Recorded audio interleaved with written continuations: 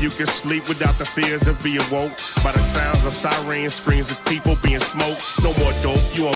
What's going on, everybody? Welcome back. This is Compete Street NFL Season Preview Edition with my co-host Cryssy Gonzales, and we're coming to you today to take a look at the AFC. We did our NFC predictions. Time to go to the other conference and see what we think the AFC is going to do. And to jump right on it, we're going to go to the AFC North and to kick it off with the Steelers because they did win a division last year. The Steelers, they have a pretty solid offense. You know, they have pretty much all you need and all you ask for in the offense. They got a top-tier quarterback. They have a running back who was second in the league last year, and they have the top receiver in the league last year who caught 129 passes. And, you know, got Big Ben at the quarterback and Antonio Brown at the wide receiver. Their defense last year is not the defense that we were used to seeing from the Steelers. They got old, they got beat up, and including the coordinator, man, he was just old, and it was just time to flush the whole system out. And that's what they did. They got rid of Dick LeBeau and brought in Keith Butler for the defense, and they did some things in the offense in the offseason to you know, improve that defense some. Their line, Brett Keisel, he finally retired. He was 49 years old. I'm sorry. And well, I mean, which was good though. It was just good. Troy Polamalu finally retired. He was 48. And they got some young, fresh talent in there. They drafted Bud Dupree in the first round to help with their linebacking core, which I think was a pretty good draft pick for them. And one thing that now they have the injury to Marquise Pouncey, who that's going to hurt their offensive line some. But all in all, I don't see the Steelers. I actually see the Steelers being an all-around better team. I don't think it's going to transpire to their record. I don't think, because they went 11-5 last year, I believe. So 11-5 is around probably what I think they'll do this year. And of course, you know, that would be enough to win their division. But that division is so up in the air. But I think the Steelers will round out at about 11-5. What do you think? I agree. I think everything is still pretty much solid as far as like what kind of kept them to be an 11-5 team last year, because they were kind of like you said, with all the old people, they were kind of crippled and, you know, had a lot of dead weight on them. They kind of got rid of it. So with the fresher thing, they probably end up just being their typical 11-5, especially in that division. So yeah, I can see that happening. And like when they bring in Keith Butler to become their defensive coordinator, he's been with the team, so he's familiar with the system. So it's not going to be a totally new defensive scheme and system that they're going to have to get used to. I think you're going to pretty much see the same type of looks, just with younger and faster talent to actually, you know, make the plays happen. But like Cryssy says, it's a tough division. They get very much split with the whole division and go 3-3. Mm-hmm. Yeah, I think they probably just end up beating up on each other in that division. Yeah, it's not going to. I can honestly see that whole division splitting with each other because it's going to be so tough between them, that competition. So.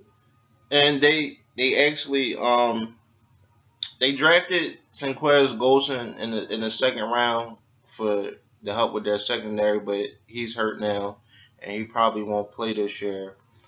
That'll hurt. That's a hurt piece. But all in all, I do think they upgraded their defense. But I mean, 11-5, pretty much the same. Totally agree. If nobody else gets hurt in the rest of the preseason. Man, who knows? It's a bug. I mean, like I might leave here and tear my ACL. Everybody says catch it like a common cold now. Yeah. ACL. Yeah, last year they were beating up their wives. This year they're tearing ACLs. Love the NFL. All right, now to get to the Cincinnati Bengals, who they also made the playoffs. The whole AFC North made the playoffs, except for, of course, the Browns. But Cincinnati Bengals, I think they went 10-6 last year. They were a pretty good team. Lost in the wild card round. Again. But yeah, again. But what do you think they're going to do? Okay, I have such a big issue with the Cincinnati Bengals because, like, if you pick a couple people from their team for your fantasy football team, that's fine and you'll do great. But if you look at them as an overall team, it's like they're like the heartbreakers of the AFC North because it's like they do so much during the regular season only to have that door shut on them every playoff game. It's like Groundhog Day. It's the same thing. Repetitive, repetitive, repetitive. I don't know so much what they've done in the off season, which would probably like change that because it's probably going to end up being the same thing. If they can even get to the playoffs with every other team doing so much improving their teams. So I'm just going to make a cool, nice little prediction and say they're going to be 9-7.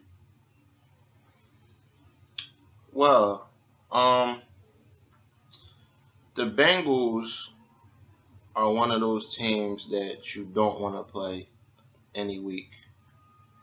And I say that because they have a very physical defense. They have a physical offensive line. Mm-hmm. But saying that you don't want to play them every week because they can beat anybody, I think, if they wanted to or if they played how they can play. Marvin Lewis, I'm kind of like turned off with him. Yeah, because I figure if Harbaugh got fired, I'm trying to figure out why he still got his job.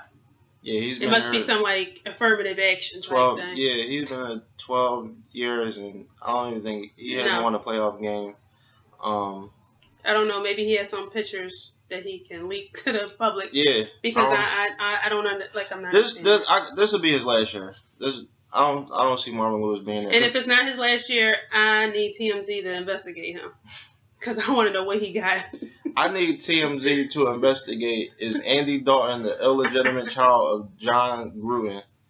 Because I need to check that out. But I don't even have them going 9-7. I actually think they're going to go more like 7-9. I don't think they're going to be as good record-wise as they were last year, but still going to be one of them teams that you don't want to play. And that's the thing, is like they can show up any other, like every other Sunday to be like that team that can knock off like a Patriot type team or something like that. But as soon as it comes to the playoffs and they can play a low seeded team, and it's just like they just self-destruct. Like I'm gonna go ahead and say this, and y'all can get mad at me if you want. But the Bengals are kind of like the Eagles of the AFC. It's like they have everything there, and they'll get the ball rolling until it's time to actually shoot that shot, and then it's just like. And Andy Dalton, I'm not the biggest. Anybody that know me know I'm not the biggest Andy Dalton fan. I mean, he's good. He's a good lower mid tier. Like he's in the mid tier, but at the bottom of the mid tier. He's like a Trent Dilfer. No. With an arm. No, don't do that. Don't do that. But at least Trent Dilfer won a freaking Super Bowl. I mean, they have a great defense, and they actually improved their defense. I think they focused more this offseason on improving their defense more. Their first 2 draft picks went to their defensive line. So that, like I said, they're very physical, and you don't want to play them. But I'm just not sold on Dalton.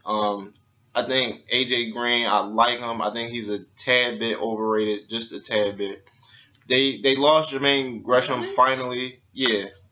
I mean, I'm not going to say like he's just a regular mid-tier. He's a great receiver, but I hear a lot of praise from him that I think. I mean, like, I think he gets that praise because what he's able to do with that team, maybe. That's probably why they overrate him.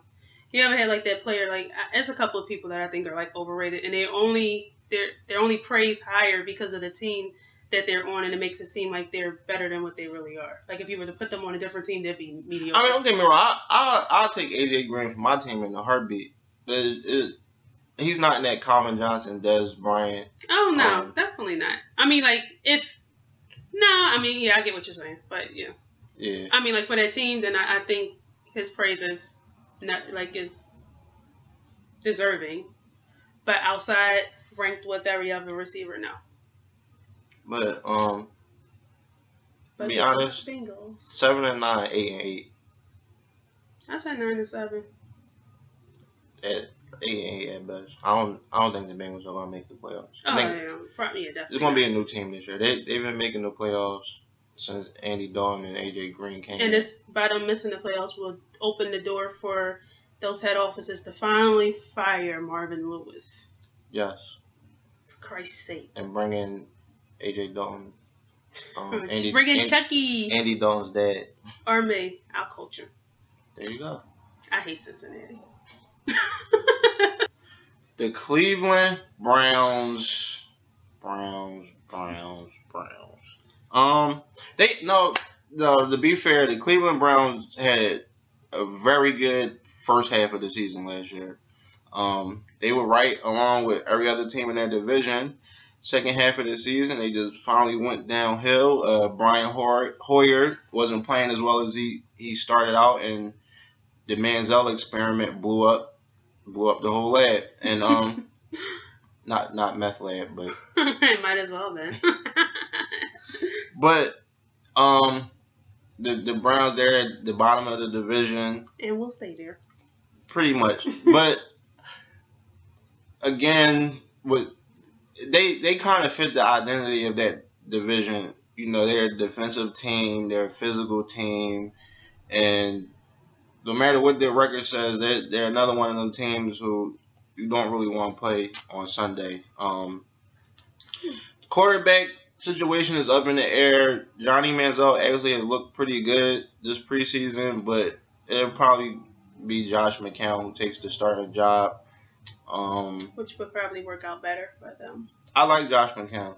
Josh McCown is a tad bit underrated, I think. I agree. But their running back situation is kind of... That's what I was just looking at, and I was like, you typically when you have like that that up in the air thing with the quarterback, and then you're not sure like which way that team what they use as their crutch, their balance to keep their defense a little fresher from staying off the field, because their offense pretty much is going to be like 3 and out all the time. And I don't see that happening. You can have the receivers there, and you don't have a quarterback that you're like. They drafted Duke Johnson in the 3rd round. I don't want to say it. It could work out. I like the pick of Duke Johnson. I just don't know how he's going to fare out. You can't put. It's like putting a little Band-Aid on top of a crack inside of a big ass damn. Like it's not gonna work. Or trying to get some duct tape to fix the hole from the Titanic. It's still gonna sink. Like it's not gonna work. That team is going to be in the bottom. It's going to stay in the bottom until they try to that team just needs to be like, it needs to be like a purge. They literally need like a purge to figure out what's going to work for this team, because it's just been. Well, the defense works. But you can't say it works if that team has always been at the bottom of the barrel. Something's not working. They don't have a quarterback or a coach. Okay, that's like the head of your team, and if you don't have either of those, it's like they've had 617 starting quarterbacks since last year. I believe I started for them back in 2002. Yeah, it's a new starter every year. Maybe sometimes 2 and 3 a year. They don't know who's going to start. Did they have any major shakeups in their front office? Because I think that's probably where it's going to have to start. No, they brought in Mike Petting, whatever. Petting zoo. Petty. I'm being petty. But that was last year. I don't know how long he's going to stick around. So I'm guessing they're probably going to have to do a top to bottom type thing. But I think he had a good first year coaching wise. 7-9 for your first year, especially for them in that division, is pretty good. Yeah, but I will say that. But it was with 2 aging teams, because Baltimore was kind of they're kind of on their last thing, and then you got the old ass Steelers. Then you got the Bengals, who you don't know who the hell you gonna get. They were old. Jekyll and Hyde. You don't know which one of them you gonna play that Sunday or Monday. I think they put them on Mondays now because nobody gives a shit about them. But on the bright side for the Browns, because it's not gonna be a Browns bashing section. Oh yeah, let's not do that. They drafted Cameron Irvin in the first round to help out with their line. The line that has Alex Max, he's exceptional. Their secondary, Joe Hayden is one of the top 6 or 7 cornerbacks in the league. Probably 7. I think he's a little overrated too. Just like every time there's a light and something we're saying about the Browns is no, he's good. No, Joe Hayden is good. I'll put him. I like him. Yeah. He's great. He's a great fit. I'm going to turn this positive. He's okay.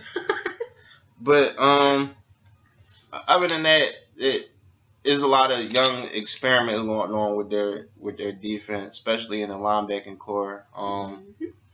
So it's pretty much just up in the air to see. But defensively, I think defense is going to be, of course, a defensive team. They brought in Dwayne Bowe to help with their offense, but who's going to throw Dwayne Bowe the ball? That's if Dwayne Bowe is. Money means out. What you mean?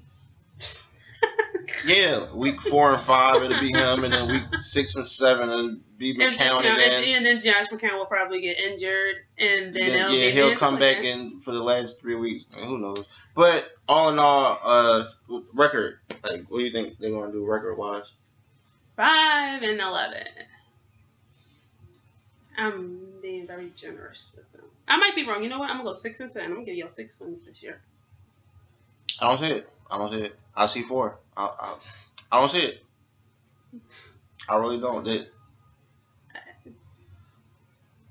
I'm not gonna say I don't know how they pulled off 7 wins last year.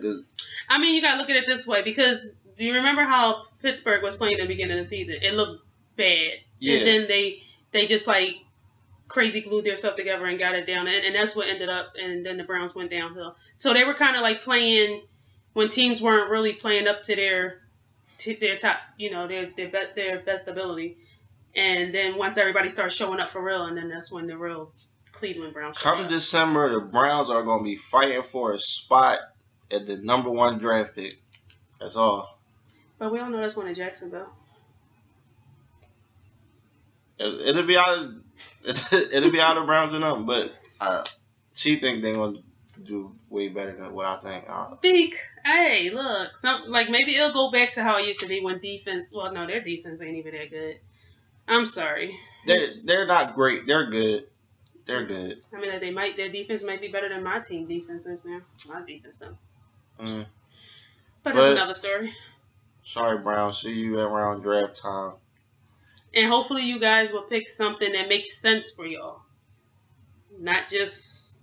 I actually don't know what the hell y'all been doing in your past drafts. But whatever. Rock out.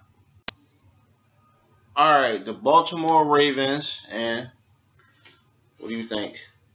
Well, I think Joe Flacco is not an elite quarterback. But they do have an elite team.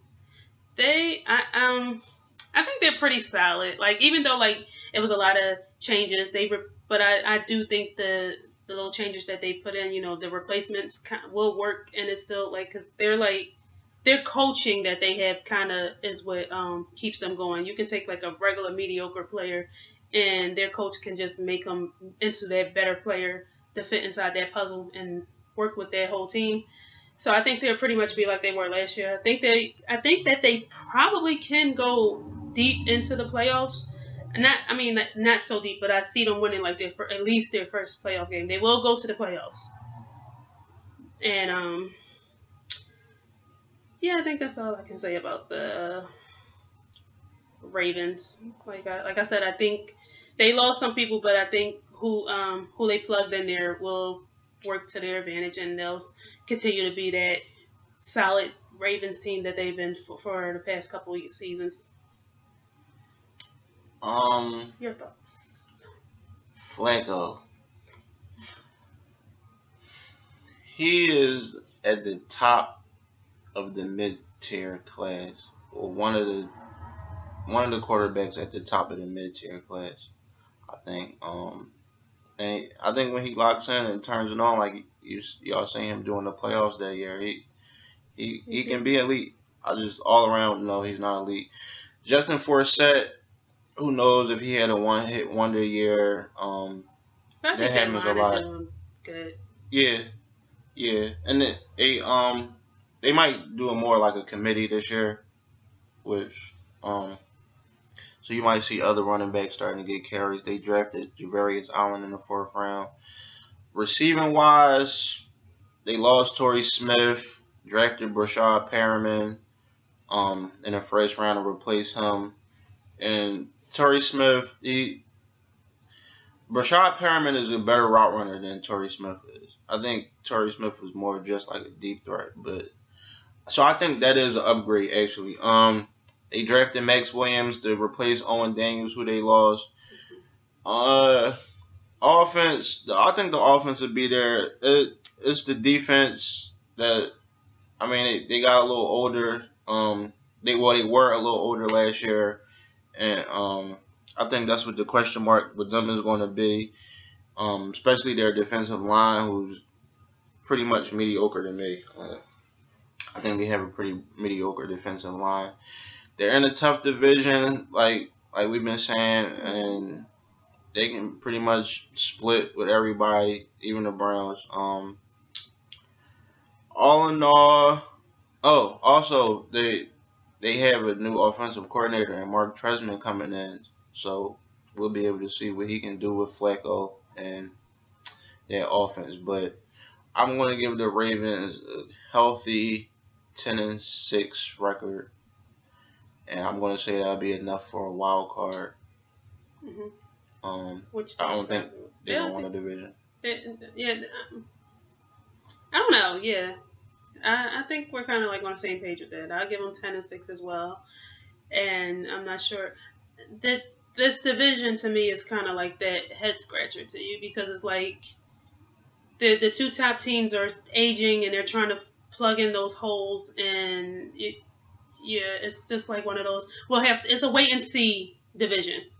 Because of course, if we say they're going to split with everybody, that's 3 losses right there on your record. And then you come into like a tougher AFC where, like I said, everybody in the AFC, like the AFC did a lot of improvement, more so than the NFC did. So just being in that whole conference right there is going to be like, if you're beating up on on each other inside your division, then got to go outside to play with even tougher teams. It's going to.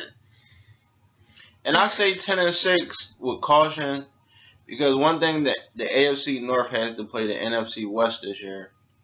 Oh, yeah. So you got the Cardinals, you got the Rams, you got the Seahawks. I'm not sure which games are away games, home games. I don't even think it matters. Yeah, because those teams are like twice as good as those teams. Even the worst team in the NFC West is better than probably because we were sitting here trying to like figure out what's going on with the AFC North, and it's like the last ranked team in the NFC West is like better than their so-called top team, and their 2 top teams are 2 teams that's like on a decline. They're going to eventually do a whole restructuring with those 2 teams, which will be the Steelers and the Ravens. They're going to have to like rebuild. They're definitely they're going to have to rebuild soon, because the only thing I can say is good is that they do have young quarterbacks to work around. Like, they're not young, but they're younger. They're not like, like when the Cowboys had to rebuild around Troy Aikman, when Troy Aikman was like aging and beat up and everything, or when Steve Young with the 49ers or something like that. But they are 2 great teams that have won Super Bowls in this time. It's not like years ago or nothing like that. They have done a lot, and they've done a lot with little, especially last season. But I do see, like, after, I'm going to give them 2 more seasons, and then they're going to have to look to start rebuilding. Because those teams are like, yes, they're going to get older. And you got to start looking at alternatives, because you can't keep using the same formula. After a while, everybody start figuring you out. Yeah, I say 10-6, but I actually, like, 9-7 is, like, tapping me in my head with the Ravens. I'm gonna say 10-6, and I think they probably can. It might be a surprise if they can steal out another win. Maybe they'll sweep the Steelers and become 11-5. Nah. I can see that happening. The Steelers actually might sweep them, but I'll see the Steelers sweeping them before I see it the other way around. But if they not careful, they 9-7, and they might miss the playoffs. I'm telling you, that Harbaugh guy is pretty smart. And he's like the Bill Belichick without the cheating. There you have it. But who knows? We'll see. Yeah. And you can sleep without the fears of being woke by the sounds of sirens, screams of people being smoked. No more dope. You